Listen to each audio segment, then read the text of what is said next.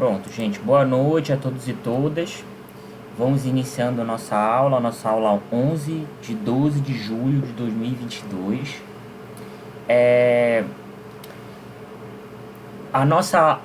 Nós temos ainda de aula para finalizar a disciplina.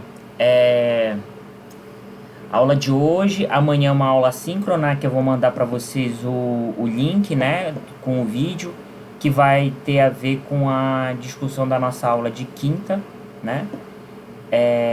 E na sexta vai ser o encerramento da disciplina, que é quando vocês têm que é o prazo de encerramento de envio da atividade avaliativa 3, e que a gente vai conversar um pouco sobre, fazer um balanço da disciplina, né?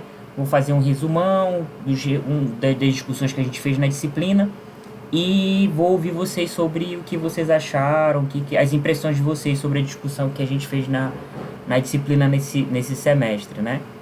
Nesses 2 meses. Então, a discussão de hoje, do texto de hoje, ela é uma discussão que foi bem parecida, vamos dizer assim, ela é uma discussão que também resumiu muito das discussões que a gente fez nas nossas aulas anteriores, né? Boa parte de quem teve a oportunidade de ler o texto percebeu que várias questões que nós tínhamos levantado de textos anteriores foram abordados nesse texto, claro que focando na discussão sobre a biografia, né? Mas como a gente viu, a biografia, estudos biográficos foram feitos pela primeira geração do Zanardi, foi feito pela terceira geração do Zanardi, foi feito pela microhistória, foi feito pela história social inglesa, principalmente o Thompson. Por isso que eles aparecem como referências no texto de hoje, né? Mas o texto de hoje ele é um texto interessante porque ele faz ele nos dá uma visão panorâmica sobre a discussão sobre a biografia, né? Na verdade, a relação entre biografia e história na história ocidental, e aí o recorte bem claro da história europeia, e vai apresentando algumas questões específicas para pensar a biografia histórica, né? E esse texto eu achei ele bem interessante por conta disso, né? Dele fazer uma boa introdução sobre os debates relacionados a essa discussão entre história e biografia, né? Por isso que eu trouxe esse texto, porque é uma discussão que me interessa, né? Porque como eu trabalho com intelectual, invariavelmente você, de alguma forma, trabalha com a trajetória de um sujeito, né? E os aspectos relacionados à vida do sujeito, pensar elementos da trajetória, né? De como a trajetória do sujeito está relacionada ao contexto, e como é que se dá essa relação tensa entre, né, o sujeito e o contexto. É uma questão que eu acho muito interessante, porque de alguma forma é a nossa própria vida, né? Não é somente do ponto de vista analítico dos estudos que fazemos, né? E para nossa formação, mas é a nossa própria vida. Nós planejamos diversas coisas, né? Nós nos organizamos para fazer tantas coisas, e no final das contas a gente consegue fazer uma coisa, né? A gente consegue trilhar um caminho, e é um pouco dessa dimensão existencial, né? Eu até coloquei um trecho do texto que eu achei muito, muito bonito, que é um pouco disso, assim. Quando você está pensando na trajetória de um sujeito, o sujeito em um determinado contexto, ele nunca... Por mais que quando a gente pegue uma biografia para ler, e eu gosto muito de biografias, quando você pega uma biografia para ler, o biógrafo ele vai apresentar uma organização dos fatos da vida do sujeito, né? Ele vai, na narrativa dele, organizar os fatos da vida do sujeito. Nem sempre essa organização, né? E aí depende muito da maneira como o biógrafo organiza. Nem sempre isso se organiza de uma maneira linear, né? De uma sucessão cronológica. Às vezes é organizado de maneira temática ou de momentos da vida do sujeito e tal, que o biógrafo considera que sejam mais relevantes, enfim. E aí, a partir disso, trata de determinados fatos e tratam de outros, e aí a gente vai ver que isso está relacionado à própria perspectiva analítica de quem está analisando a vida de uma pessoa, né? E tá construindo a narrativa sobre a vida daquela pessoa. Mas é muito interessante a gente pensar sobre isso, porque, de alguma maneira, é pensar um pouco sobre as nossas trajetórias, né?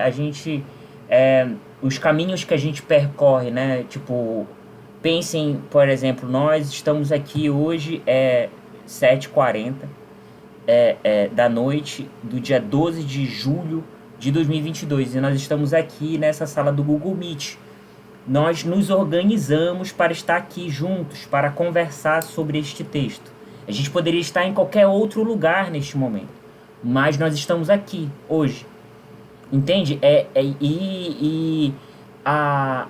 Essa questão de como um sujeito. E eu penso muito isso na nossa vida, nas nossas trajetórias individuais, né? Pensar que a gente planeja várias coisas, a gente pensa várias coisas e diante das possibilidades que a gente organiza e tenta pensar, pelo menos um plano um plano A, um plano B, um plano C, que a gente tenta organizar para pensar em trilhar, eu penso em fazer isso depois da universidade, eu penso em fazer aquilo, eu penso em trabalhar, ou eu penso em fazer um mestrado, ou eu penso em fazer uma outra graduação, enfim. Isso eu estou dando um exemplo, né? Dos vários tipos de planos que você faz, no final das contas você trilha um caminho, porque a vida é uma, né? E você tem que trilhar um caminho. E isso é muito interessante. Quando você vai analisar a vida de um sujeito, e você vai vendo todas as possibilidades que ele tinha, e ele acaba que, por conta das forças, das contingências, das pressões e das necessidades, ele acaba enveredando por um caminho, e ele tinha outras possibilidades e acaba não indo por aquelas outras possibilidades. E a vida acaba sendo uma, e que se pudesse ir por outras possibilidades, elas seriam outras, né? Então, é muito interessante pensar a trajetória dos sujeitos, né? Por conta disso, porque de alguma forma a gente reflete ou autorreflete sobre as nossas próprias trajetórias, as nossas escolhas e como a gente acaba trilhando os nossos caminhos também, né? Então,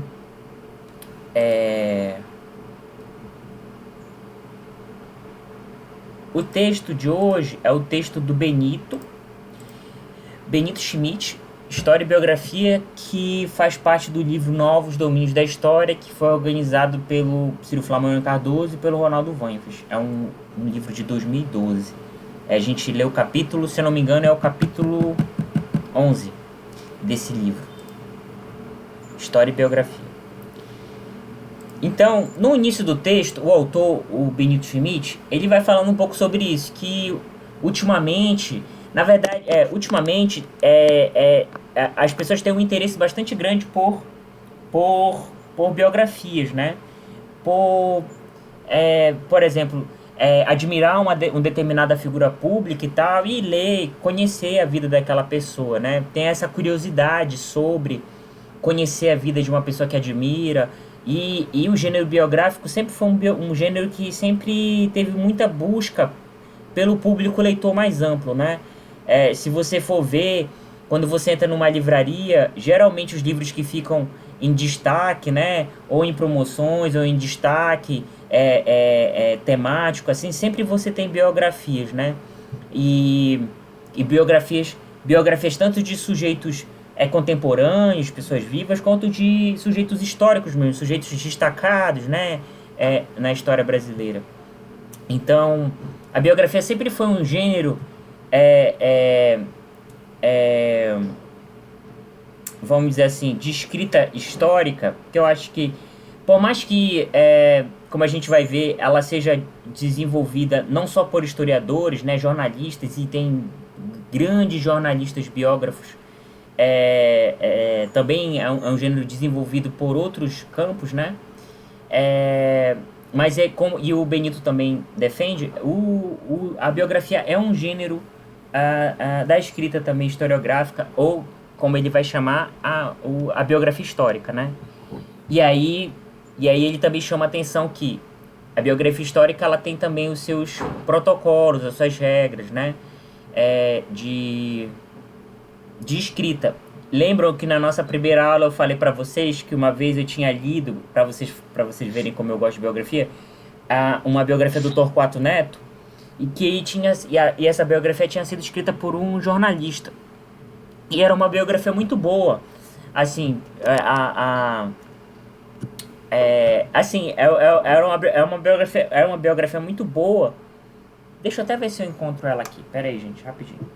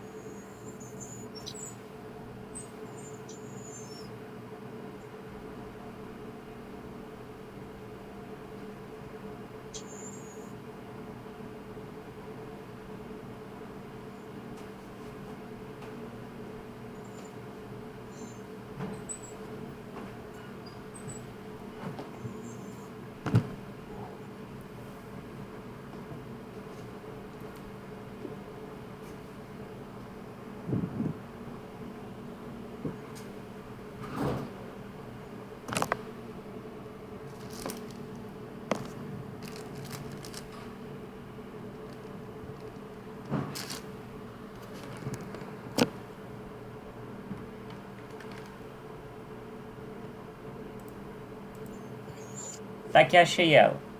Ó, era essa biografia aqui que eu tava. Não sei se dá pra ler aqui. Dá sim, professor. Essa foi essa biografia que eu tava falando pra vocês. E não é nem uma biografia. O cara escreveu a biografia do Torquato Neto. O nome do jornalista é. Não sei se dá pra ver aqui, é Toninho Vaz. Então, eu achei muito boa, eu gostei muito dessa biografia. É, Só que aí quando. Só que tinha aquela questão que eu falei pra vocês, que eu achei muito estranha. É que ele. Deixa eu até ver se eu consigo encontrar aqui algum trechinho. Ah, que ele cita trechos de carta do Torquato Neto e não tem nota de rodapé. Da onde foi que ele tirou a carta? Tá aqui, tipo, tem vários trechos, vários, não dá pra vocês verem aqui, mas tem vários trechos de cartas que ele utiliza e que não aparece a nota. Da onde foi que ele tirou? Aí eu fiquei assim, ei, como assim? Como é que você como é que você afirma uma coisa que você não demonstra? Aí é o nosso, né? Nossa questão de nosso métier de historiadores, né? E aí é uma biografia muito escrita, mas ela não obedece os protocolos da escrita histórica, da escrita historiográfica, que é aquela questão que a gente viu lá no sertão na nossa primeira aula. É, um dos elementos da escrita histórica e que garante a sua verificação e a sua demonstração é as fontes que você utiliza, tanto fontes primárias, né? Cartas, livros, cartas, jornais, impressos de uma maneira geral, manuscritos, enfim, de todas as tipologias de documentos que você use na sua pesquisa, você tem que você tem que citar, né? E aí, independente do modelo de citação que se faça, nota de rodapé ou parêntese, autor, data, enfim, e colocar lá a informação do documento, mas esse é um elemento do nosso trabalho, né? Que é de construir um conhecimento que seja verificável, que é construir um conhecimento que seja demonstrado, né? Você faz as afirmativas porque você tem base em determinados documentos e em determinados autores e que você apresenta para o seu leitor, tanto o seu leitor especializado, que são outros historiadores que vão ler o seu trabalho, quanto para o leitor não especializado, que é uma pessoa que vai entrar em contato com o seu trabalho porque achou que aquela era uma fonte de informação interessante e uma fonte de informação confiável, porque você expõe, você demonstra, você apresenta suas fontes. Mas aí você também tem esse estilo de escrita biográfica que é escrita por jornalista, que não tem tanto essa preocupação com as regras da escrita histórica, né? Escrita historiográfica. Então, me causou bastante esse estranhamento. E a gente vai ver isso também é uma das questões que vão ser tratadas nesse texto. O Benito Schmidt, ele apresenta como objetivo do texto, e aí eu trago aqui o trechinho, né? Que ele expõe o objetivo do texto, do capítulo. O que motivou esta revalorização da biografia? Que relações a história manteve com a biografia ao longo do tempo? Quais as discussões teóricas e metodológicas suscitadas pela biografia histórica hoje?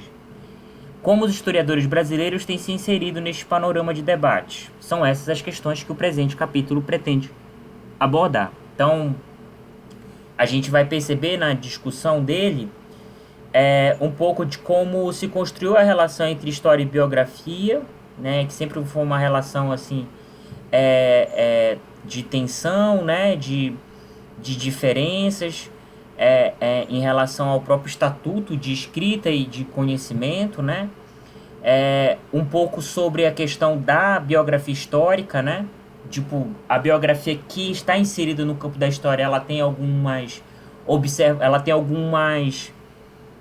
é necessário ter alguns cuidados, ela tem que obedecer alguns protocolos da pesquisa historiográfica, né? E ele aponta um pouco sobre isso, né? Essas questões, essas discussões teóricas e metodológicas da biografia histórica. E também um pouco de como a discussão biográfica ela foi desenvolvida no contexto brasileiro, né? Como essa discussão da biografia, e aí quando ele faz a trajetória, né, da relação entre história e biografia, ele vai mostrando momentos em que a biografia foi valorizada e foi desvalorizada, foi valorizada, foi desvalorizada, até chegar mais recentemente na década de 80 e 90, quando de fato ela se apresentou como um gênero de escrita histórica valorizado e bastante visitado pela historiografia, e que hoje, por exemplo, se você for ver os livros mais vendidos em qualquer lista de best-sellers hoje, sei lá, da Folha ou da Amazon, enfim, você vai encontrar uma biografia lá, com certeza vai estar vai estar encabeçando a lista dos livros mais vendidos. Inclusive, uma biografia que eu quero ler bastante é essa biografia que foi lançada esse ano pelo Fernando Moraes, do Lula. O Fernando Moraes é um biógrafo de mão cheia, gente. Ele é um jornalista que é um excelente biógrafo. Assim, excelente mesmo. Uma biografia que eu indico dele, muito boa, não sei se vocês já ouviram, provavelmente devem ter ouvido falar, chamada Olga, que ele apresenta a trajetória, né, de vida da Olga Benário, né, da Olga Benário Prestes, que foi a esposa companheira do Luiz Carlos Prestes, que teve até o filme também. Não sei se vocês teve a adaptação da biografia em filme.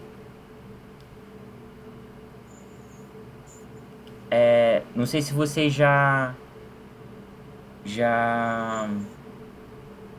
ouviram falar. Ótimo. Então, o Fernando Moraes, ele escreveu... Tem 2 livros dele que eu acho muito bom. Ele escreveu várias biografias. Ele escreveu uma biografia do Assis Chateaubriand, que foi um grande jornalista, foi um grande empresário, dono de vários meios de comunicação. E também ele escreveu uma reportagem na década de 70, quando ele foi em Cuba, falando um pouco sobre o cotidiano em Cuba. Esse livro se chama A Ilha. Não é uma biografia, mas é uma reportagem muito boa.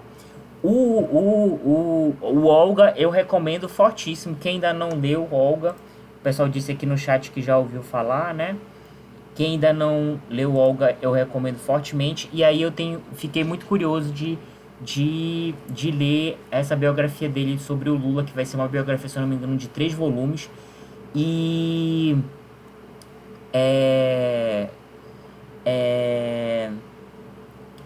também eu vi muitas críticas favoráveis, muitas críticas boas sobre essa biografia dele, né? Então é uma biografia que eu tenho muita curiosidade de ler.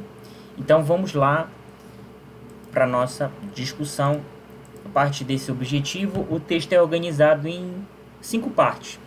A primeira parte ele vai tratando um pouco sobre essa relação tensa entre história e biografia, que ele diz aqui que é uma relação delicada, né, uma relação tensa, desde a antiguidade até chegar à contemporaneidade. Então ele vai falando um pouco de como a biografia surgiu na antiguidade, quais configurações ela adquiriu no período medieval e na modernidade, até chegar na contemporaneidade, né? E ele vai apresentando um pouco de como nessa trajetória ela foi assumindo características específicas em cada um dos contextos, na antiguidade, no período medieval, no período moderno e no período contemporâneo. A volta da biografia ao campo do conhecimento histórico, essa volta porque na primeira parte do texto ele vai e é um pouco também da própria discussão que a gente fez, que a gente veio tratando lá pela década de 50, 60, por conta sobretudo da hegemonia dos estudos socioeconômicos, da demografia histórica, do uso do método quantitativo, então de se preocupar em analisar as estruturas sociais e tudo, aquela discussão da segunda geração dos análises, lá do Brodel. Os estudos biográficos e principalmente de pensar a ação dos indivíduos ou dos grupos, mas sobretudo do indivíduo, acabou ficando secundarizado, né, em relação aos estudos históricos. Então, na década de 60 e década de 50 e 60, os estudos biográficos acabaram tendo um declínio, né, e que vão ser retomados e revalorizados na década de 80 e 90, que é quando ele vai tratar isso na segunda parte do texto. A volta da biografia ao campo do conhecimento histórico. A biografia histórica, questões teóricas e metodológicas, é que ele vai tratar especificamente da biografia histórica, né? No sentido da biografia desenvolvida no campo historiográfico. Então, desse ponto de vista, a biografia ela tem que obedecer, ela tem que observar os protocolos da pesquisa historiográfica, e é exatamente esses apontamentos teóricos e metodológicos que ele vai fazer na terceira parte do texto. O quarto ponto, o gênero biográfico entre os historiadores brasileiros, e aí ele vai apresentar um pouco da trajetória do gênero biográfico na historiografia brasileira, desde a historiografia do IHGB até chegar à historiografia universitária, constituída a partir da década de 60, 70 e 80, vai apresentar um pouco das temáticas mais visitadas pela biografia histórica, nesse âmbito, né? A historiografia de militantes, associados ao movimento operário, biografia de africanos escravizados e de libertos, biografia de mulheres. Então, vão ser algumas das temáticas que vão ser mais visitadas pela biografia no contexto historiográfico brasileiro, e aí no final ele fecha com uma conclusão tratando um pouco sobre as questões que ele abordou no texto, né? Então essa é um pouco da estrutura da discussão que ele estabelece no texto. Então a gente inicia, né, com o primeiro ponto de argumentação do texto, que é a biografia, história e biografia, essa relação delicada, essa relação tensa que ele apresenta, que é um pouco da especificidade, né? Embora o discurso histórico e o gênero biográfico se comuniquem, em muitos momentos eles também têm as suas diferenças, né? E o Benito Schmidt ele vai apresentando um pouco dessa trajetória desde a antiguidade até chegar ao período contemporâneo. Então, na antiguidade, a biografia era distinta da história, né? A história procurava construir um discurso verdadeiro sobre o passado. E aí, quando ele fala disso, ele cita principalmente o Tucídides, que foi um historiador ateniense, que, junto com o Heródoto, que era também um historiador grego de Helicarnasso, da cidade de Helicarnasso, por isso que ele era o Heródoto de Helicarnasso, foram dois grandes historiadores gregos que acabaram estabelecendo um pouco das diretrizes da historiografia produzida na Grécia e na Antiguidade, né? E uma característica dessa história produzida na Antiguidade, principalmente a partir do trabalho desses dois historiadores, era de construir um conhecimento verdadeiro, né? De produzir um conhecimento que fosse factível sobre o passado, né? Embora o Tucídides e o Heródoto tivessem perspectivas diferentes sobre a escrita da história, mas eles tinham essa pretensão, né? Essa preocupação. Enquanto que a biografia, ela consistia na narrativa sobre personagens exemplares que pudessem ser modelo para o presente. Essa é uma característica, não só, e é interessante, que ele cita no transcorrer do texto uma discussão sobre o regime de historicidade antigo, o regime de historicidade moderno e o regime de historicidade contemporâneo. São 3 discussões que ele faz no transcorrer do texto, que eu já faço logo a pontuação logo no início, porque elas vão ser retomadas no transcorrer do texto. A discussão sobre o regime de historicidade é uma discussão do historiador chamado François Hartog. O François Hartog, ele vai estabelecer, a partir desse conceito, né, do regime de historicidade, que é basicamente a maneira como os sujeitos eles experimentam e percebem o tempo. Então, na antiguidade, havia-se a ideia de que o horizonte de expectativa em relação ao tempo estava muito mais voltado ao passado, né? Então, a ideia era de que é necessário conhecer o passado, porque no passado você vai encontrar os exemplos que possam ser imitados no presente. Então, a ideia, a expectativa em relação ao tempo estava voltada ao passado, né? Então, nós estudamos o passado para conseguir identificar, sobretudo, as ações dos sujeitos que se destacaram dos grandes homens, aqueles sujeitos que eram exemplares, e que nós possamos imitar no presente, né? Eles sejam um guia para orientar o nosso comportamento no presente. Essa concepção, essa percepção sobre o tempo ficou conhecida como História Magistra Vitae, ou História Mestra da Vida. Porque a história ela era entendida como um guia, né? Ela era entendida como uma forma de você entrar em contato com comportamentos modelares que pudessem ser imitados no presente. Então, a biografia ela foi utilizada muito para fazer exatamente essa função, né? Vamos dizer assim, ela tinha essa característica de procurar, de biografar, de tratar sobre a vida dos grandes sujeitos do passado que fossem exemplos para o presente, né? O Plutarco e o Suetônio, que foram 2 grandes historiadores e biógrafos romanos, eles foram 2 grandes autores de biografias antigas. E as biografias antigas, elas tinham essa característica de biografar, de registrar, narrar a vida de grandes sujeitos que tivessem comportamentos exemplares. E a questão comportamentos exemplares, tanto para serem imitados, quanto para serem evitados, né? Então, aqueles que tinham comportamentos defensáveis, né? E comportamentos execráveis. Tanto para imitar, quanto para ignorar, as biografias elas tinham essa função, elas acabavam exercendo essa função na antiguidade, né? Essa função moral de orientação, né, que a biografia antiga tinha, ela também ela foi incorporada na Idade Média a partir da escrita das hagiografias.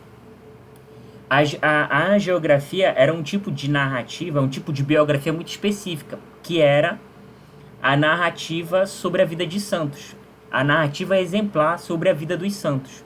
Então, na Idade Média,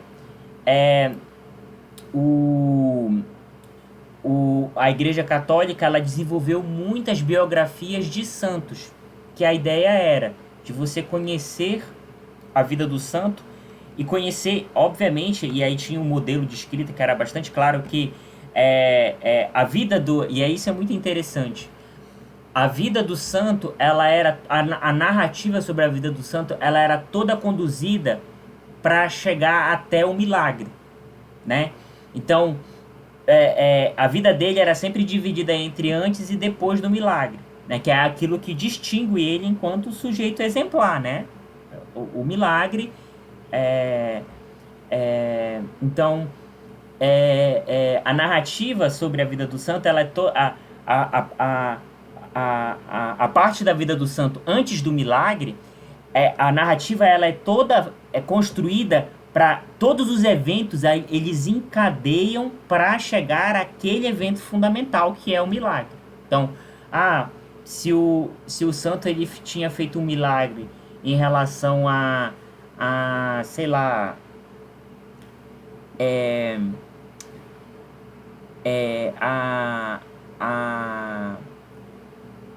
sei lá, em relação porque os santos têm tantas especialidades que eu não consigo me lembrar agora. Mas, por exemplo, o santo ele conseguiu, por exemplo, curar uma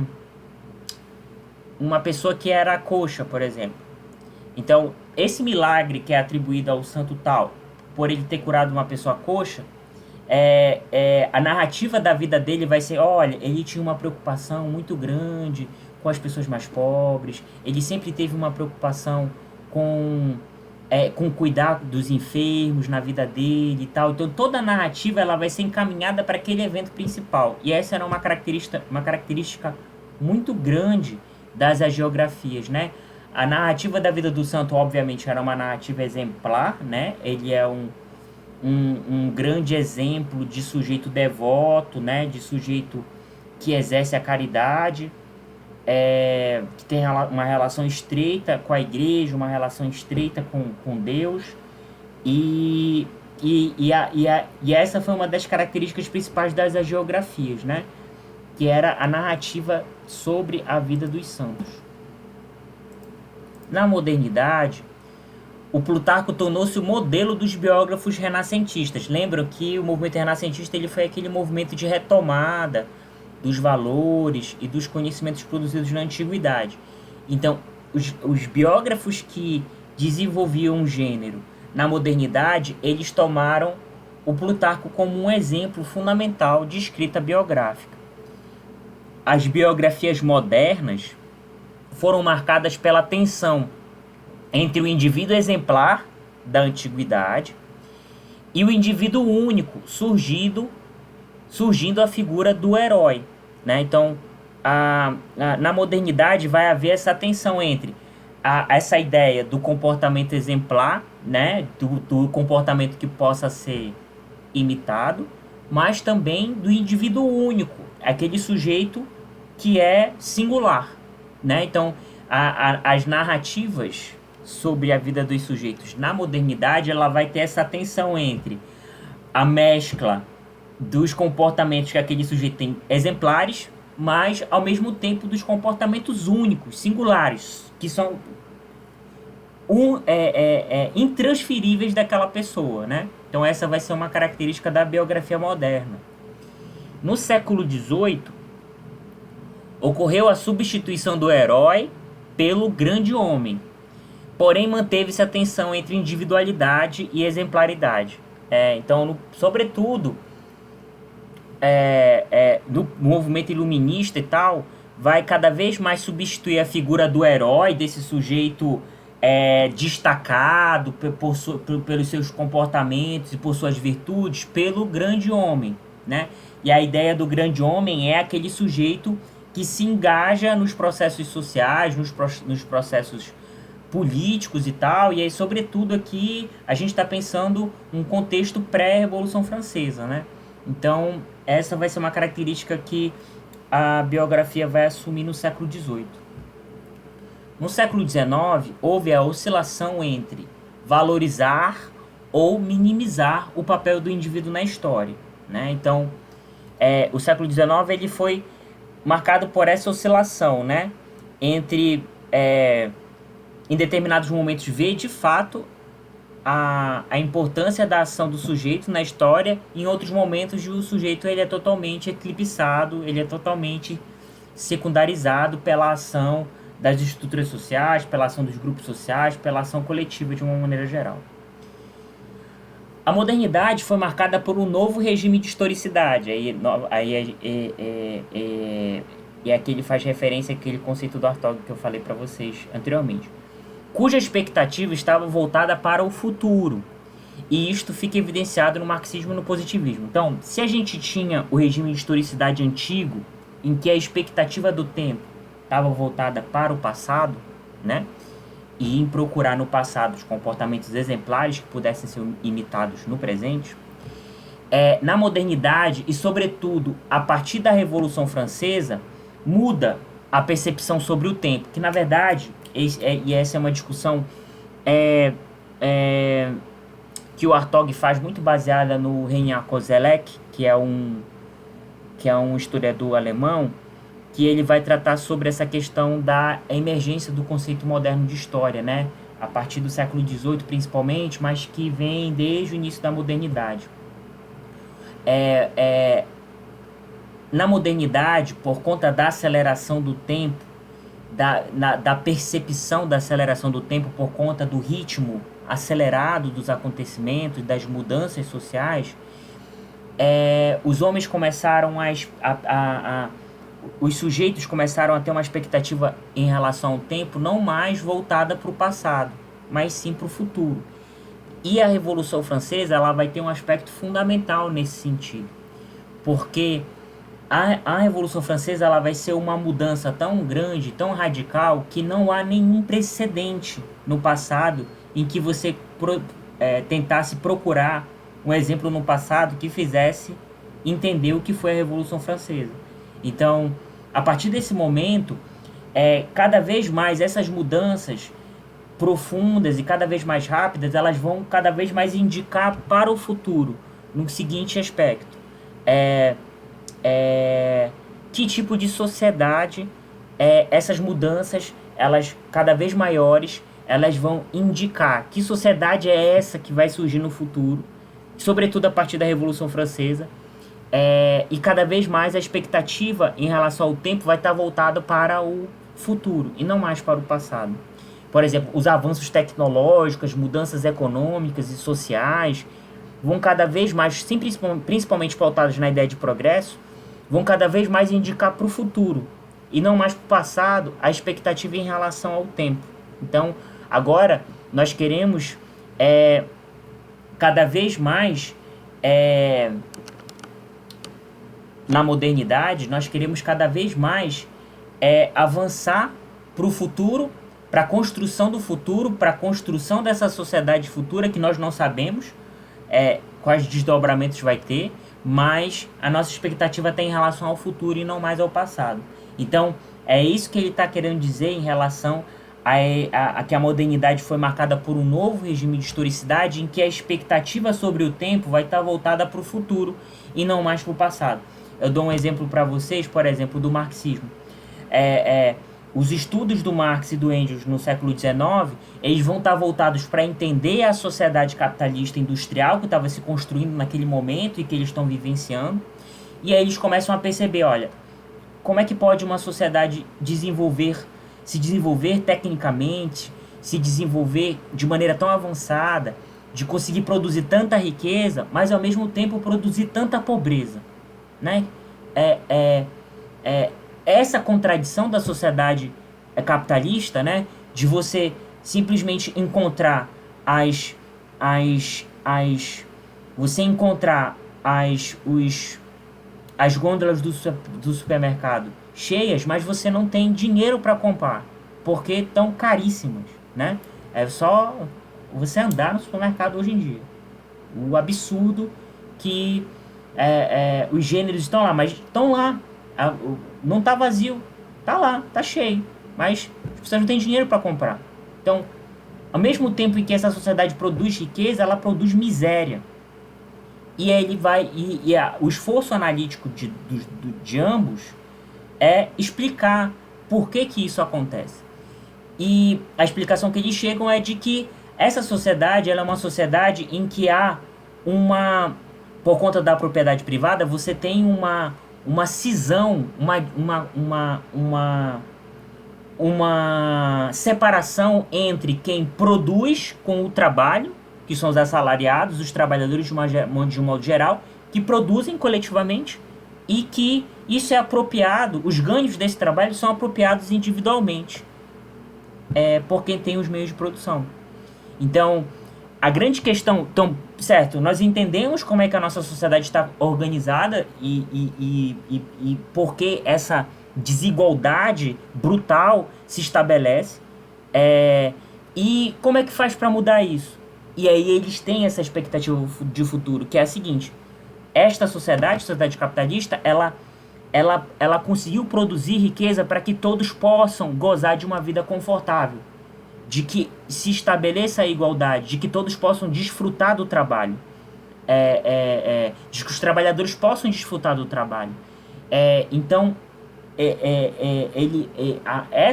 a sociedade capitalista, ela aponta, né, por conta dessas características, por conta dessas contradições de produzir riqueza e miséria ao mesmo tempo, ela aponta para a possibilidade de se transformar radicalmente essa sociedade. E a expectativa de futuro deles era de que se pudesse ter uma revolução socialista, se pudesse ter uma ruptura radical da sociedade, como aconteceu na Revolução Francesa, que era uma revolução da burguesia. Eles apontavam de que um horizonte de expectativa possível era de uma revolução socialista comandada pelos trabalhadores. É essa a expectativa de futuro, entende? Que é uma característica da modernidade, né? Eu dei só o exemplo do marxismo, mas a boa parte dos estudos que vão se desenvolver nesse momento vão ter essa expectativa de futuro, essa projeção em relação ao futuro.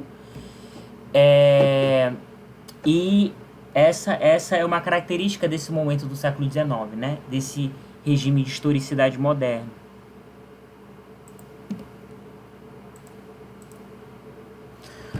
A historiografia oitocentista focou nos processos coletivos e a biografia tornou-se um gênero secundário, voltado para a formação cívica e patriótica. E essa foi uma característica principalmente de você fazer biografias, e a gente vai ver isso na própria historiografia brasileira, lá do IHGB. Nesse momento, a biografia ela acabou tendo uma função muito mais pedagógica, no sentido de relatar a ação de grandes homens que tinham feitos patrióticos, militares, enfim, que servissem de exemplo para a formação dos jovens e tal, e isso tudo muito pautado numa perspectiva nacionalista e patriótica, né? No século XIX, a biografia, ao ser secundarizada, acabou assumindo essa característica.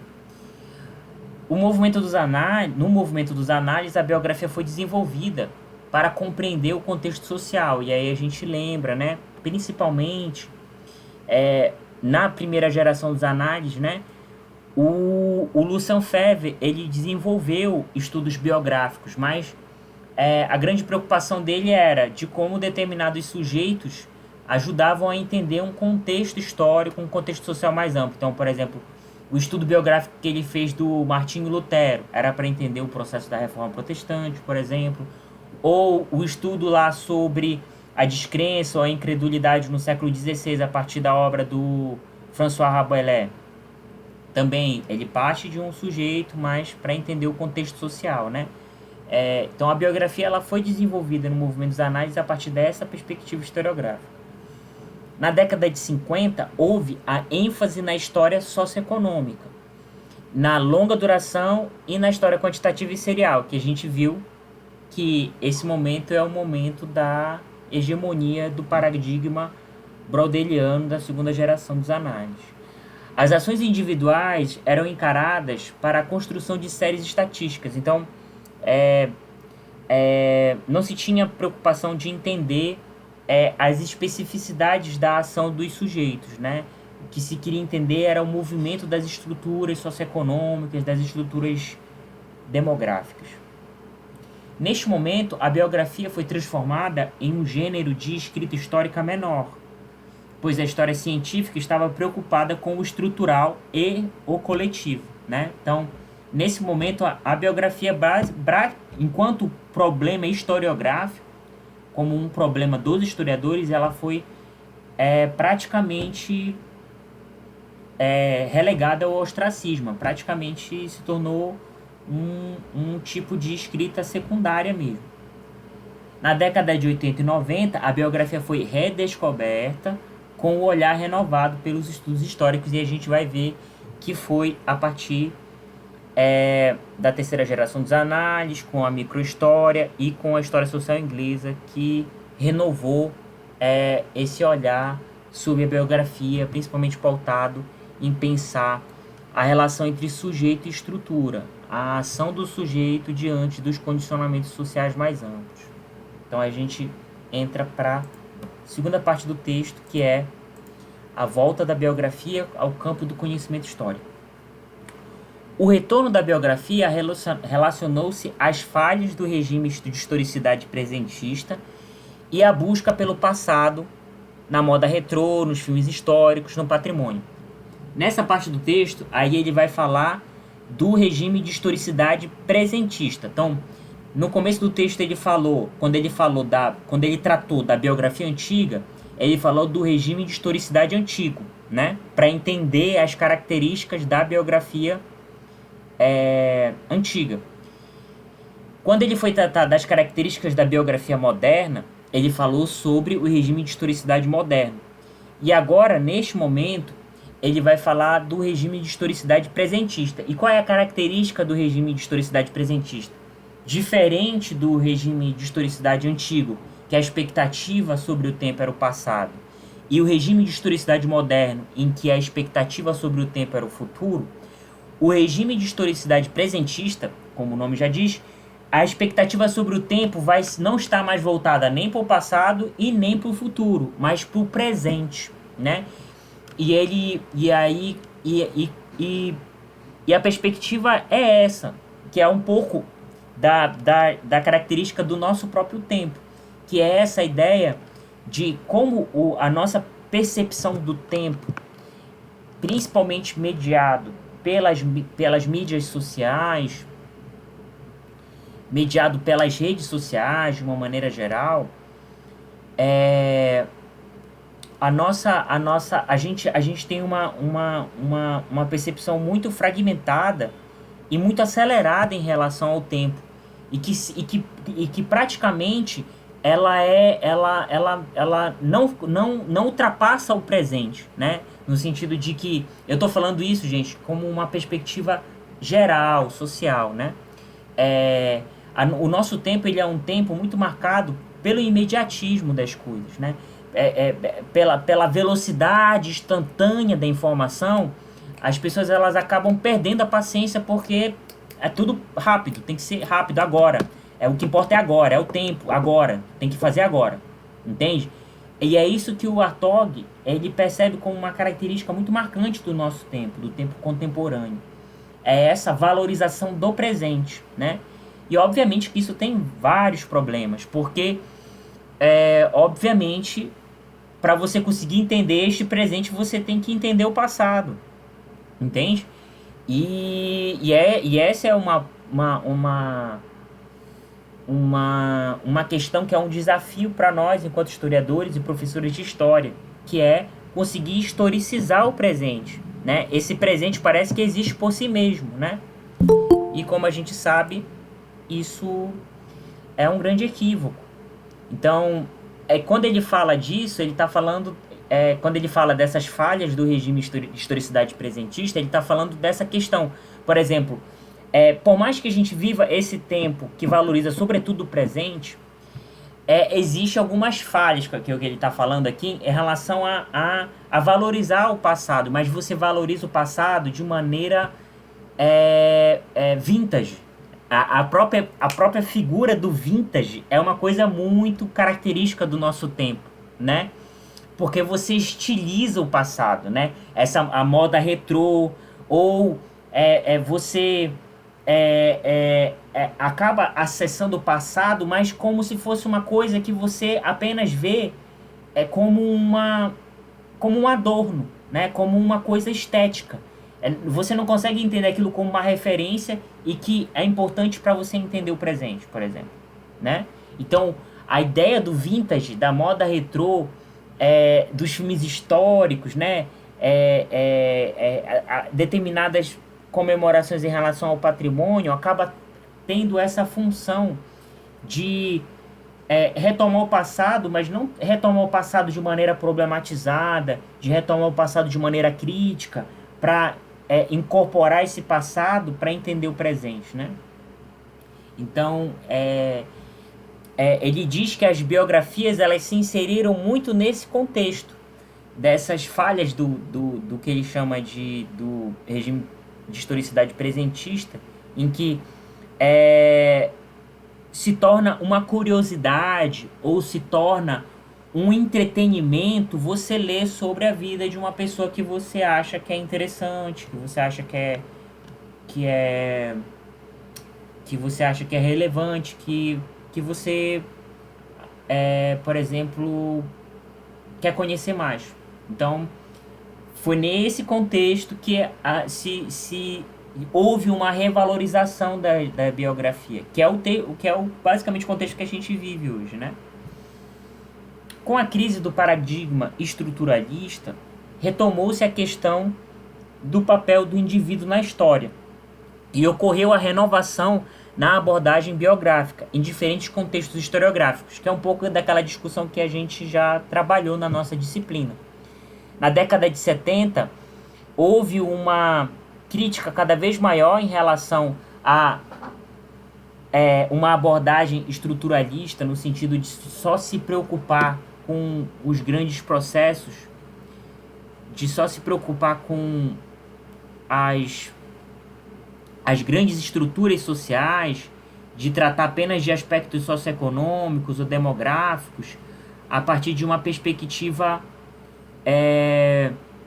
quantitativa e serial, né? Que foi a perspectiva dominante na década de 50. Na década de 70, isso vai ser profundamente criticado, né? Essa perspectiva estruturalista vai ser profundamente criticada, e aí vai ser criticada pela terceira geração dos análises, vai ser criticada pela história social inglesa, principalmente pelos estudos do Thompson, do Christopher Hill, do Hobsbawm, até pelos estudos culturais lá com Raymond Williams, e no contexto italiano com a microhistória, né? Com o Ginsburg e o Giovanni Levi. O Eduardo Grandi também, que é um historiador italiano importante da microhistória. Então, eles vão... Nesse momento, o Benito Schmidt, aí ele vai citar cada um desses contextos historiográficos em que houve essa renovação para pensar essa relação contraditória e tensa entre indivíduo ou grupos sociais e a sociedade, o contexto social mais amplo, né? Então ele cita o caso da França a partir dos trabalhos do Georges Duby, do Jacques Legoff e do Michel Volvelli. Ele vai citar o caso da Inglaterra a partir dos estudos do E.P. Thompson e do Christopher Hill. O Christopher Hill ele cita a biografia que a gente até tratou no texto sobre o Thompson, aquele texto que o Marcelo Bardaromatos insere a produção do Thompson na tradição marxista sobre a discussão sobre a cultura, né? Ele fala da biografia que ele produziu sobre o William Morris, que era um poeta romântico inglês que foi muito importante no século XVIII, início do século XIX. E ele cita também a biografia do Christopher Hill sobre o Thomas Cromwell, que foi um dos sujeitos mais destacados na Revolução Inglesa do século XVII, século XVIII, século XVII, que a biografia é O Eleito de Deus. Então, essa biografia é uma biografia extremamente interessante do Christopher Hill, que está preocupado com essa perspectiva, né, de entender a trajetória do sujeito nesse contexto, e aí o contexto é o processo revolucionário da Revolução Gloriosa da Inglaterra, né, do século XVII. Na Itália, os trabalhos do Ginsburg e do Giovanni Levi, e aí a gente já tratou já, né, a exaustão, essa discussão lá do Menocchio, né, e pensar a questão da microanálise e da redução da escala para pensar a ação dos sujeitos e como é que essa ação ela está condicionada, ela está inserida num determinado contexto, né? Então, essas foram algumas das características que os estudos biográficos foram desenvolvidos por esses historiadores, né? Eles trataram sobre processos mais amplos, mas também trataram sobre a trajetória de determinados sujeitos e, obviamente, a relação desses sujeitos com os contextos históricos nos quais eles estavam inseridos. Então, a volta da biografia ao campo do conhecimento histórico ocorreu principalmente a partir desses contextos historiográficos, o francês, o inglês e o italiano. Aí a gente passa para a terceira parte do texto, que ele vai tratar sobre aquela questão dos apontamentos teóricos e metodológicos da biografia histórica, né? A biografia que está inserida no campo histórico, ela tem que ter algumas observações, né? Tem que observar alguns protocolos. A biografia histórica deve pautar-se pelos procedimentos fundamentais da pesquisa histórica. Então, quais são esses procedimentos fundamentais? Ele trata lá no texto que é basicamente você fazer um recorte de pesquisa, você ter um problema, você ter uma abordagem, uma metodologia, de você fazer uma seleção das fontes e de você ter uma escrita que demonstre, né, as suas opções metodológicas, os seus aportes teóricos, todas essas questões que são fundamentais da escrita historiográfica, ela tem que estar presente na biografia histórica, ela tem que obedecer esses protocolos do conhecimento histórico, né? Predominam ainda dois usos de biografia, da biografia, ele aponta, né, que é a biografia representativa e o estudo de caso. Acabam sendo dois tipos muito recorrentes que ele aponta no texto, numa citação inclusive, eu acho que é da Sabina Loriga, falando que esses são dois tipos muito utilizados de abordagem biográfica, né? A questão da relação entre sujeito e sociedade, nessa relação, é necessário não cair no paradoxo do sanduíche, segundo o Charles Firt. É interessante essa observação, que essa é uma questão fundamental para qualquer biografia, né? Como estabelecer a relação entre a trajetória individual e como essa trajetória ela se comunica, ela está inserida, ela é condicionada pelo contexto social em que ela está, né? E aí ele diz bem assim, que é necessário ter cuidado para não cair nesse paradoxo do sanduíche, que é basicamente o seguinte, de fazer uma escrita em que um parágrafo você fala sobre o indivíduo, no outro parágrafo você fala sobre o contexto. Num parágrafo você fala sobre o indivíduo, no outro parágrafo você fala sobre o contexto. E aí você vai fazendo um sanduíche, né, entre indivíduo e contexto, né? Então, é necessário ter uma atenção em relação a isso, né? Para não cair nesse tipo de vício analítico, né? De você conseguir construir a análise pensando essa relação, mas sem esse tipo de esquematismo, né? Então, ele aponta, o Benito faz essa referência ao alerta do Charles Firt. Considerar o contexto a partir de Gilberto Velho. E aí o Benito Schmidt usa uma reflexão do Gilberto Velho, que é um antropólogo extremamente interessante, em que ele pensa o contexto como um campo de possibilidades, né? No qual se desenvolvem os projetos individuais e os projetos coletivos. Então, de você pensar o contexto como um campo de possibilidades em que o sujeito vai se movimentar, vai ter como referência e também vai ser condicionado, né? Em relação aos seus projetos individuais e como é que ele se insere em projetos coletivos, né? Então, é muito interessante essa ideia de pensar o contexto não como uma coisa dada, né? Ou também não como uma coisa determinada, mas de pensar como um campo de possibilidades em que o sujeito vai se movimentar a partir dos seus projetos individuais e a sua inserção em projetos mais coletivos, né? Esse também é um apontamento bastante interessante que o Benito Schmidt faz no texto. O questionamento sobre a concepção do indivíduo como um ser unitário, coerente, plenamente racional e objetivo. Esse daqui é uma das observações talvez mais importantes dessa parte do texto, que é a seguinte: ninguém aqui consegue, porque você pega às vezes determinadas biografias, quando você vai ler, que o sujeito ele tem uma ação totalmente coerente, né? Ele planeja e consegue dar conta do que ele planeja, ele consegue organizar as questões. Ele nunca aparece como um sujeito contraditório, um sujeito que comete equívocos, ou como uma pessoa que erra, por exemplo, que faz merda mesmo, entende? Uma coisa que o Benito Schmidt aponta aqui é de pensar e questionar essa concepção de indivíduo que é coerente, que é organizado, né? Claro que a gente obviamente procura se organizar, se planejar e tal, mas existem as contingências. A vida ela tem as suas a vida tem os seus desvios, né? Tem os seus imprevistos. E a vida dos sujeitos é marcada por isso. Só que aí é interessante que uma coisa é a vida que o sujeito, né? A nossa vida como a gente vive. Outra coisa é alguém que vai procurar construir uma narrativa sobre a nossa vida, ou a vida de um sujeito. Entende?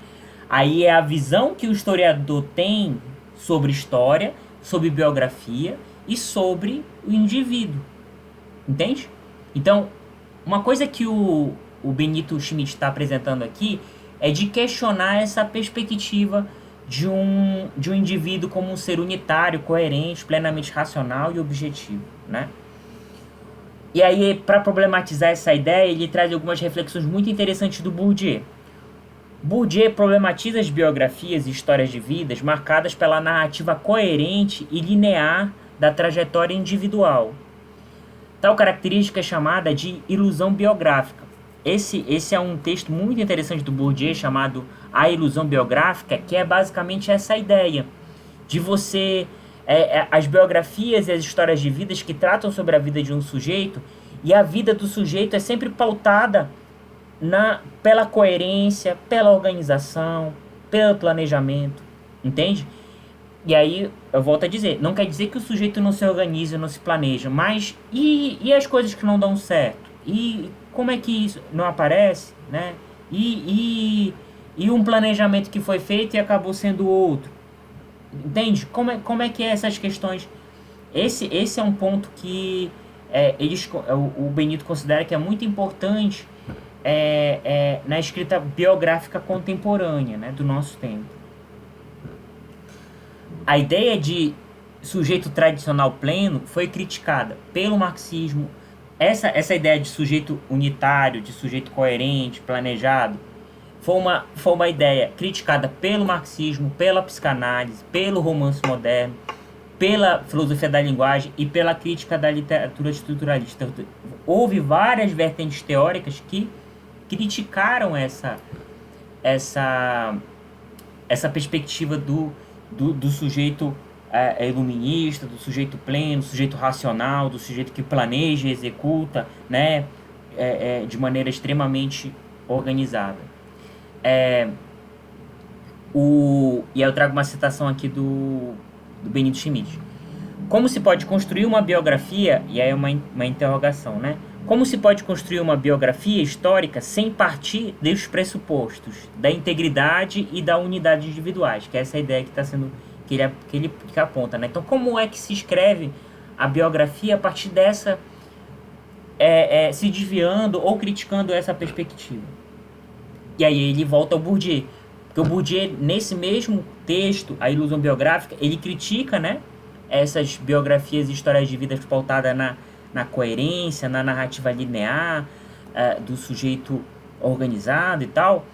E aí o Bourdieu apresenta a perspectiva que os estudos biográficos se pautem ou enfoquem, né, as colocações e os deslocamentos que o sujeito ele assume no campo social.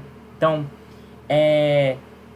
principalmente de entender como é que o sujeito ele se planeja para realizar tais e tais questões na vida, e ele acaba, na verdade, realizando tais e tais outras questões que não tinham nada a ver com aquele planejamento, né? Então, é de mostrar os deslocamentos, de mostrar os imprevistos, de mostrar os desvios, né? Aquilo que ele tinha planejado e não deu certo. E ele acabou seguindo outro caminho. Que é basicamente isso, né? A vida, ela é...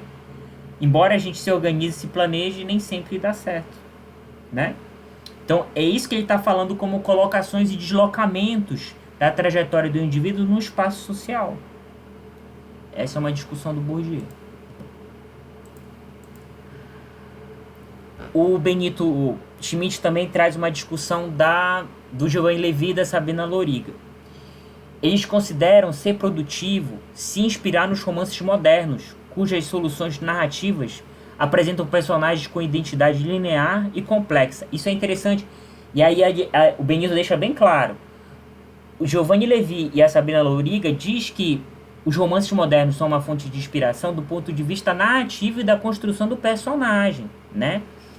Ele não está querendo dizer que as narrativas biográficas devem... não são textos ficcionais, né? Porque se baseia na vida de uma pessoa que existiu, né? O texto ficcional é uma construção ficcional sobre o real. A biografia, ela é uma construção narrativa sobre a vida de um sujeito que de fato existiu, né? Não é uma construção ficcional.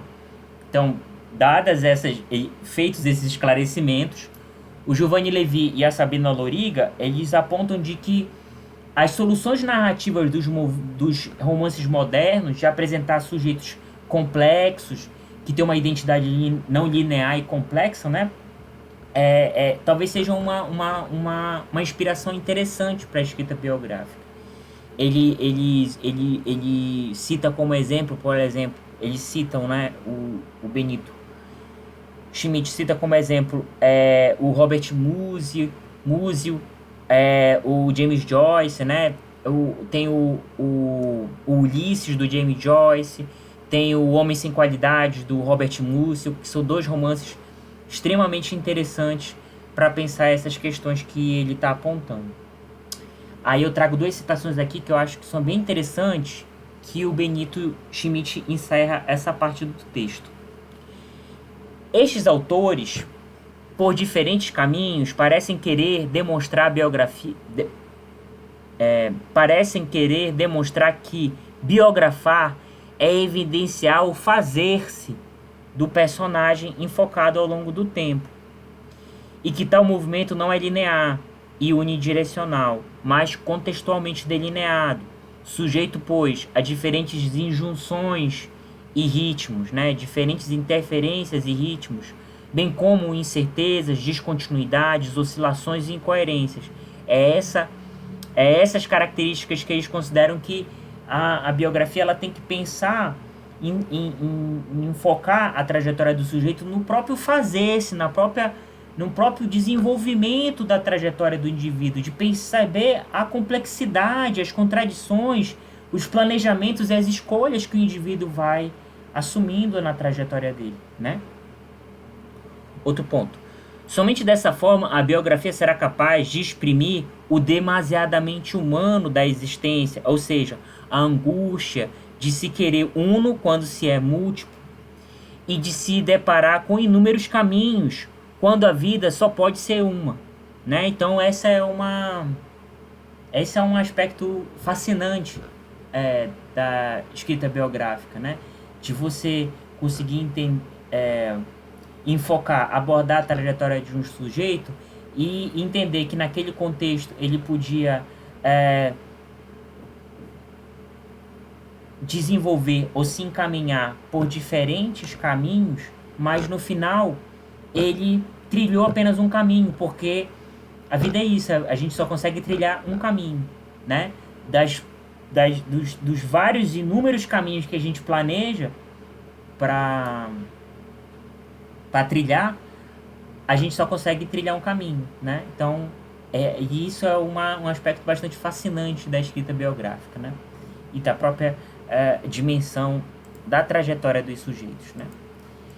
E aqui a gente entra na última parte do texto, que é a discussão sobre o gênero biográfico entre os historiadores brasileiros. Então, como é que a biografia foi desenvolvida no interior da historiografia brasileira. E o Benito... Gente, deixa eu beber uma água rapidinho aqui.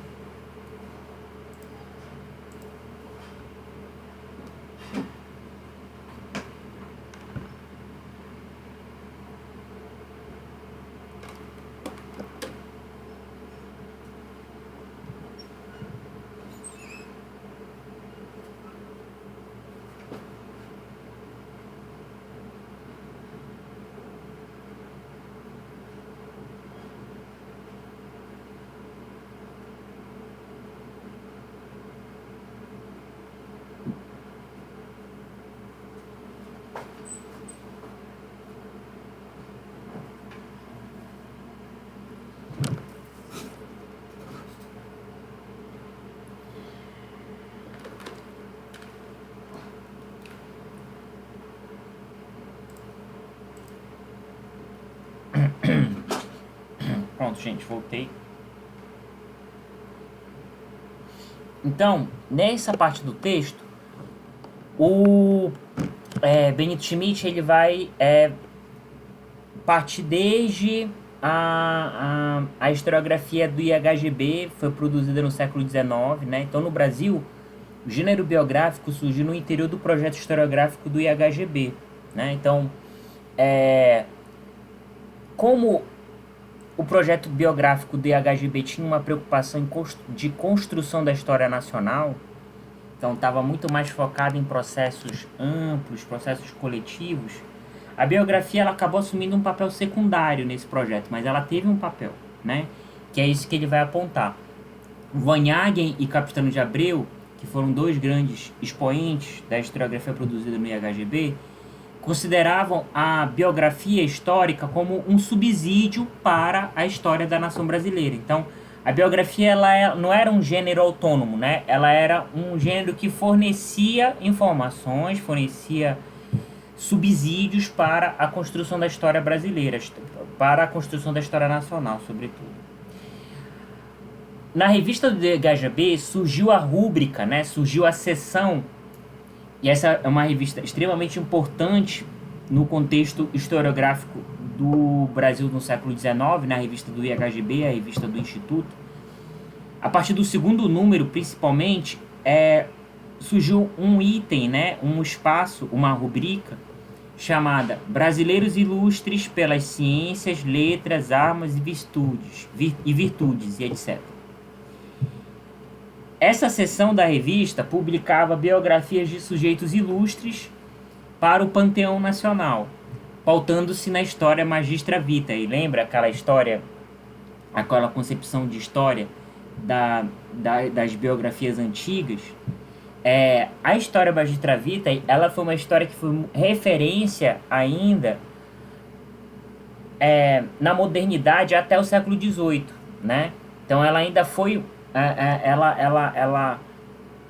Ela foi utilizada no período medieval e também foi utilizada no século... na modernidade, né? Até a emergência do conceito moderno de história, que foi a partir do século XVIII e se desenvolveu no século XIX. Então, a gente está falando aqui da historiografia brasileira do século XIX, que ainda, de alguma maneira, utilizava essa concepção de história, que é a história magistra vitae. Que, lembrem, era aquela ideia de que era necessário ir ao passado para recolher os exemplos, os comportamentos exemplares que servissem de exemplo para serem imitados no presente, né? Então a ideia aqui era de encontrar os sujeitos ilustres que tivessem um comportamento exemplar e que fossem exemplos para a construção da pátria, para a construção da nação brasileira, né? E que tivessem um lugar cativo no panteão nacional, né? Como heróis nacionais. Então tinha essa concepção de biografia, foi bastante forte no IHGB até o início do século XX. Depois ela foi paulatinamente perdendo espaço e perdendo evidência. Na década de 30 e 40, a biografia foi retomada para pensar o papel exemplar dos homens do passado. Então ainda, de alguma maneira, ainda tinha esse papel de exemplaridade, né? Na década de 30 e 40, só que aí vai ser numa perspectiva bem diferente do IHGB, né? Embora ainda tivesse uma preocupação com a construção da história nacional, enfim, tivesse ainda uma perspectiva muito nacionalista ainda. A obra do Otávio Taquin de Souza é um exemplo bastante grande das biografias produzidas na década de 30 e 40. No contexto universitário dos anos 60 e 70, sob a influência da segunda geração dos análises e do marxismo, a biografia foi secundarizada em favor das estruturas sociais e dos sujeitos coletivos. Como a gente viu, né? Esse movimento ocorreu na Europa e, neste momento, também no Brasil, na década de 60 e 70, também esse movimento ocorreu aqui na historiografia brasileira. Na década de 80, com as contribuições da nova história francesa, do novo marxismo britânico e da microhistória italiana, então lembrem, o mesmo contexto que aconteceu na década de 70 na Europa, aconteceu na década de 80 no Brasil, a biografia foi retomada com um olhar renovado de investigações, né? Principalmente percebendo essa relação tensa e contraditória entre sujeito e contexto e estrutura social, né? Vale ressaltar que a valorização da biografia neste momento da década de 80 e 90 também foi realizada por jornalistas, né? Então esse é um ponto também que o Benito Schmidt levanta no texto, que é também importante de se pontuar. Não foram só historiadores que valorizaram a biografia como um gênero histórico importante. Os jornalistas também desenvolveram biografias extremamente interessantes. Mas é claro, é importante pontuar que a biografia escrita por historiadores são diferentes de biografias escritas por jornalistas. Isso está relacionado a observância de determinados protocolos historiográficos na escrita, né? Como, por exemplo, a questão de demonstração de fonte. Biografias de jornalistas nem sempre têm esse cuidado metodológico que, por exemplo, biografias escritas por historiadores têm. Do ponto de vista temático, a historiografia brasileira abordou os seguintes temas, né? Do ponto de vista biográfico. Militantes associados ao movimento operário, então esse foi um dos temas bastante visitados, a discussão sobre o movimento operário, principalmente de perceber a trajetória e a experiência de militantes estrangeiros, né, no início do século XX, e associados a várias linhas políticas, socialistas, comunistas, anarquistas, né. Então, essa foi uma preocupação foi um dos temas, né, uma das temáticas tratadas, a trajetória de militantes sociais associados ao movimento operário. B, a trajetória de africanos escravizados e livres na escravidão e na abolição, no pós-abolição. Então, também a biografia de sujeitos africanos escravizados e livres também foi um tema bastante enfocado, principalmente para perceber as estratégias de resistência que esses sujeitos tiveram diante do contexto opressivo da escravidão. C, biografia de mulheres problematizando as barreiras de gênero, né? Então, a biografia de mulheres também foi uma temática muito visitada pelos estudos biográficos, e sobretudo procurando perceber como a trajetória dessas mulheres elas conseguiram se inserir no espaço público e de alguma maneira conseguiram burlar, né, as imposições, os constrangimentos e as restrições de alguma que marcam a trajetória das mulheres numa sociedade patriarcal. D. Os grandes personagens abordados com perspectivas inovadoras que evidenciam a trajetória e a memória de sua panteonização na história brasileira. Então, houve um olhar renovado também em relação à trajetória de grandes sujeitos, né? Sujeitos, vamos dizer assim, que tiveram um papel relevante, sujeitos que não eram anônimos, né? Que tiveram um papel importante na história brasileira, mas aí a partir de um olhar renovado, né? Não mais com um olhar, vamos dizer assim, com um olhar tradicional de procurar perceber a trajetória de sujeitos como uma trajetória coerente, uma trajetória de grandes realizações, mas de perceber de fato como é que ocorria a relação entre essa trajetória individual e o contexto em que ela estava inserida, né? Um último ponto que o Benito apresenta é a influência das contribuições do Michel de Foucault para os estudos biográficos, né? Então, a utilização das contribuições de Michel de Foucault para pensar a biografia a partir das práticas discursivas e não discursivas e como resultado de vários agenciamentos, relações de poder e saber, silenciamentos e práticas de si. Então, o Foucault também vai ser um sujeito... A obra do Foucault, principalmente as últimas obras do Foucault, que vão focar nas discussões sobre os processos de subjetivação, vão ser bastante utilizadas na escrita biográfica, né? Para pensar essas relações de poder, para pensar esses agenciamentos e os constrangimentos, né? Os elementos que envolvem a trajetória do sujeito, e aí ele pensa essas várias questões para a escrita biográfica, né? E aí a gente chega à conclusão. Eu trouxe transcrevi um trecho, que eu acho que esse trecho é bem interessante, da síntese da discussão que o Benito Schmidt faz no texto. Então,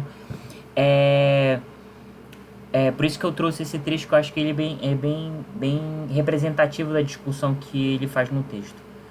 Entretanto, como foi apontado, o gênero biográfico é tão antigo quanto o gênero histórico, com o qual, aliás, sempre manteve relações ambíguas.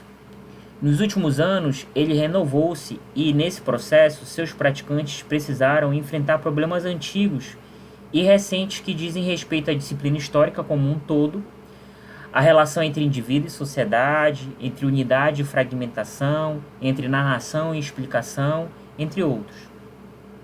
Assim, cabe aos historiadores interessados em escrever vidas dialogarem com os debates teóricos, metodológicos e historiográficos que incidem diretamente sobre as possibilidades e os limites da escrita da biografia histórica, alguns dos quais foram indicados no presente capítulo. Só assim serão capazes de mostrar que esse gênero, já tão velho, pode ainda renovar-se e indicar novas possibilidades de se compreender, escrever e construir a história, né? Então, é assim que ele fecha a discussão do texto, né, fazendo essa síntese extremamente interessante sobre a discussão do texto. E basicamente essa discussão que eu queria fazer com vocês na aula de hoje, da gente perceber as potencialidades da biografia e a sua relação com a história, né? Esse texto, eu acho que ele é um texto que apresenta um panorama bem interessante das questões que envolvem a biografia e a sua relação com a história, com a historiografia, né? Então, basicamente era essa discussão que eu queria fazer com vocês hoje. Muito obrigado pela atenção. Eu encerro aqui a primeira parte da aula e aí vocês ficam à vontade para participar, para levantar alguma questão, alguma dúvida, alguma contribuição. Pode falar, Paulo. Boa noite, professor. Boa noite, turma. Eu não consegui ler o texto todo, professor, por motivos de trabalho, mas o pouco que eu li eu achei muito interessante, porque Parece fácil, né? Quando. Tá me ouvindo? É porque eu troquei de fone. Sim, tá ouvindo, tudo certinho. Parece que é fácil, né? Quando a gente fala de biografia, porque é escrever sobre algo que está mais presente, que pode ser mais palpável, que é a vida de alguém, que tem alguém que pode ser diretamente com quem está sendo biografado, né? Mas não é, porque enquanto eu lia, me remeteu ao semestre passado, em que o professor pediu para gente fazer meio que uma biografia nossa, de quem era a gente, do que foi a nossa vida até aquele dado momento da universidade. E foi muito perceptível, foi notável assim, a falta de argumento quanto a algo que nós mesmos vivemos. Porque, tipo assim, cara, eu dei um salto temporal tão grande daquele período para esse aqui que eu me perdi nesse meio tempo da minha própria escrita, da minha própria vida. Aí, remetendo a isso, eu vi que os autores vinham falando, eles vinham simplesmente falando também que, olha, você não pode se perder no tempo cronológico. Muitas vezes você... Que foi aquela parte que você falou.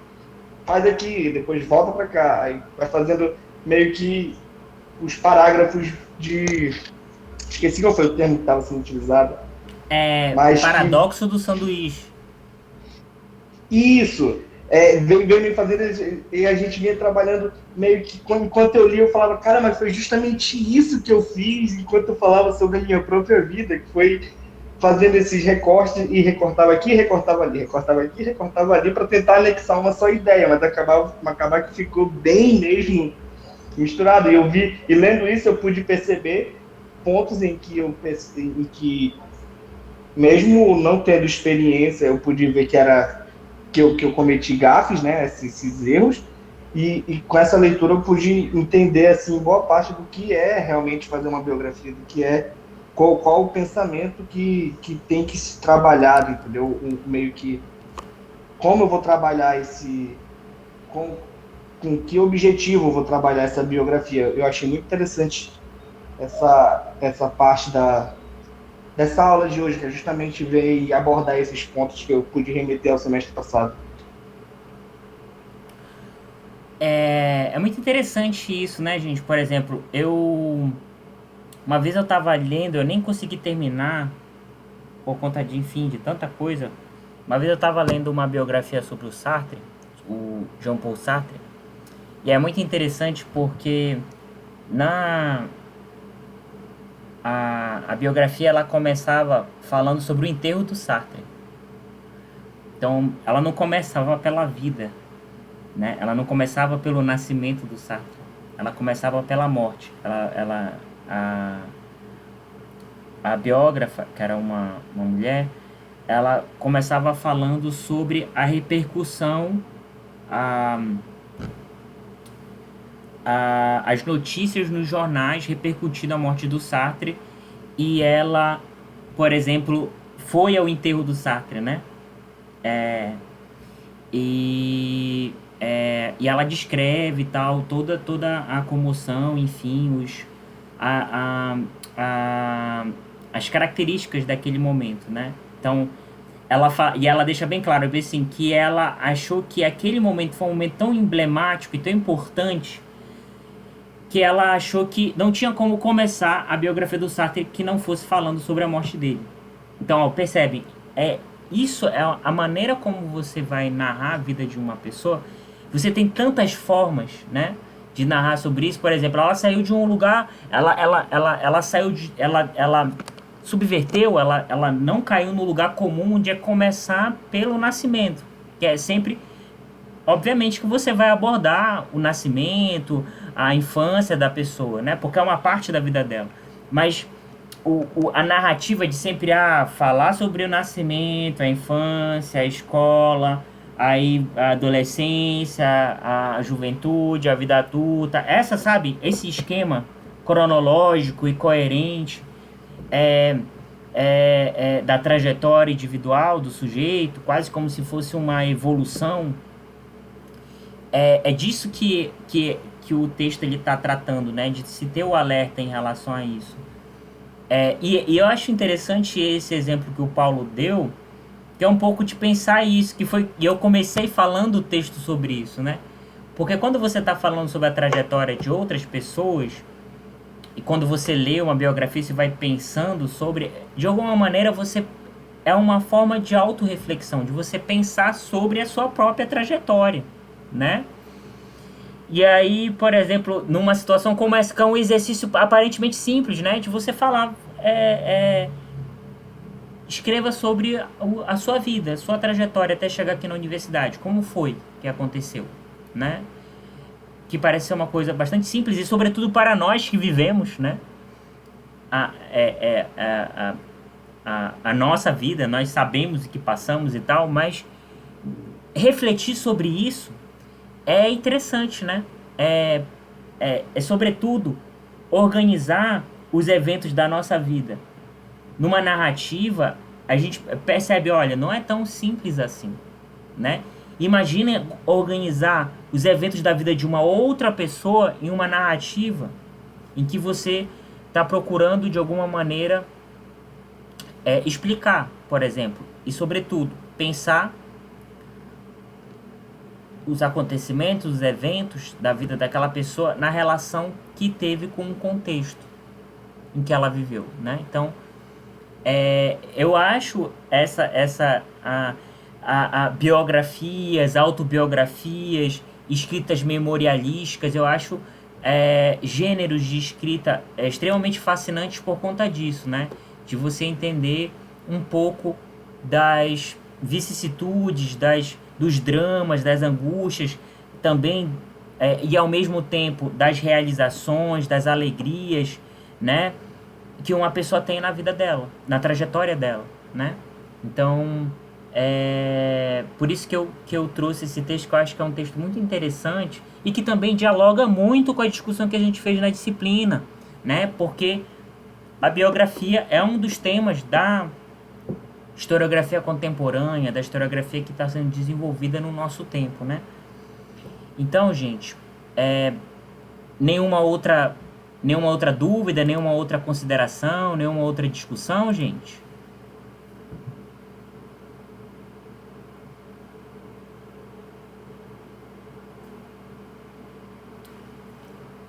Certo. Então, se não ficou mais nenhuma dúvida em relação à discussão do texto, então só vou retomar os informes que eu dei no início da aula, né? Amanhã vai ter uma aula síncrona. Eu vou mandar para vocês o link para que vocês assistam o vídeo no momento que vocês estiverem disponível no dia de vocês amanhã. Vou mandar o link para vocês lá no grupo. Na quinta-feira a gente vai ter a discussão sobre história, memória e tempo presente. Esse é o primeiro capítulo do mesmo livro que foi esse texto, Novos Domínios da História. Nesse mesmo livro é o texto da quinta-feira, é o primeiro capítulo, é da Márcia Mota, se eu não me engano, o nome da autora, mas eu vou lá deixar claro para vocês lá o nome do capítulo e as páginas, tá bom? Então, na quinta-feira a gente vai ter aula sobre essa discussão sobre memória, história e tempo presente. E na sexta-feira vai ser a nossa aula de encerramento, que a gente vai fazer um balanço da discussão sobre a disciplina e vai encerrá-la. Rapidinho, Albino. E a sexta-feira, lembrem que também é o prazo final de entrega do trabalho da disciplina, tá bom? Que é a atividade avaliativa 3, que é a resenha. Pode falar, Albino. Na sexta é presencial ou vai ser online também? Não, é online, Albino. Eu tô em Belém. Ah, tá, obrigado. Essa vai ser presencial, nosso encerramento vai ser presencial. Porque vocês estão tendo encerramento presencial das outras disciplinas, é isso? Só uma da professora Luana. Ah, tá. Então, beleza. Então, a ótima pergunta do Albino. O encerramento vai ser virtual, vai ser aqui na nossa sala, aqui no Google Meet. E aí as próximas disciplinas que a gente vai ter no próximo semestre já vai ser no presencial, né? Então essa daqui vai ser a nossa última disciplina, primeira e última disciplina no regime remoto, né? Então, quinta-feira nós vamos ter a nossa última aula síncrona, a nossa última aula de conteúdo, de discussão de texto, e na sexta-feira vai ser a nossa aula de encerramento, de fechamento da disciplina, e também a sexta-feira, dia 15, é o prazo final para vocês entregarem a atividade avaliativa 3, a resenha, tá bom, gente? Então, muito obrigado pela presença de vocês, pela discussão da aula de hoje, e nos vemos até a quinta-feira, tá bom? Tchau, tchau, gente. Ok, professor. Boa noite. Boa noite. Tchau, tchau, gente. Boa noite, professor. Boa noite, turma. Boa noite, pessoal.